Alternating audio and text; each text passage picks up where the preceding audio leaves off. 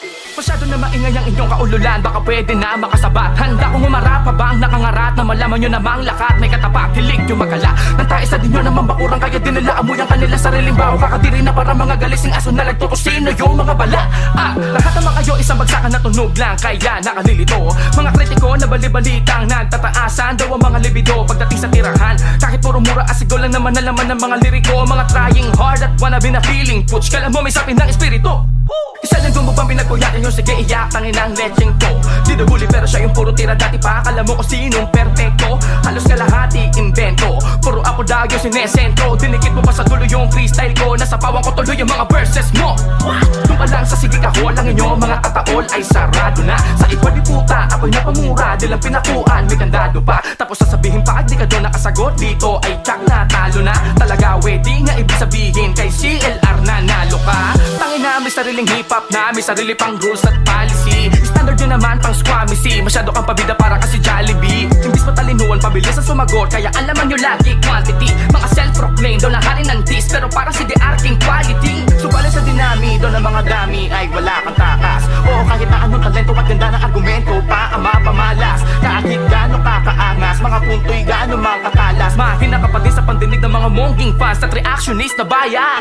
Pero bibigyan ko pa din ang katarungan kay madayaman sa korte. Kayo pa din ang mga ngamote, kahit na anong gamitin ko na porte. Pag bumaliwag wala ng body bag, hindi na dadaan sa morgue. Di ba gusto nyo ng rekta? Eto, teka, rekta ka sa norte.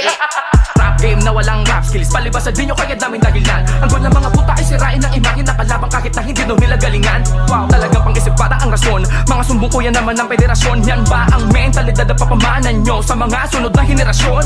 Katulad ngayon ng ginagawa nyong pag-recruit ng mga baguhan. Mga batang gusto lang sumulat, madinig at makilala, tas sasalin nyo sa rambulan. Kahit maganap naman ang sasabay sa aming sulat ay pupulutin di sa kangkungan. Di ba hinuhugot nyo si Six Threat? Kami din naman nilo ni Idol nyan. Speaking di ba, otang ina, nananahimik si Looney. Pero di namin yun na walang tamang basihan. Ngayon mo sabihin di ka bully, ha? Alam ko na, porque nauna, puro lang una na parang usi. Di ako kundi ikaw ang dapat pag humanita, isipin ko ehemplo ka mabuti.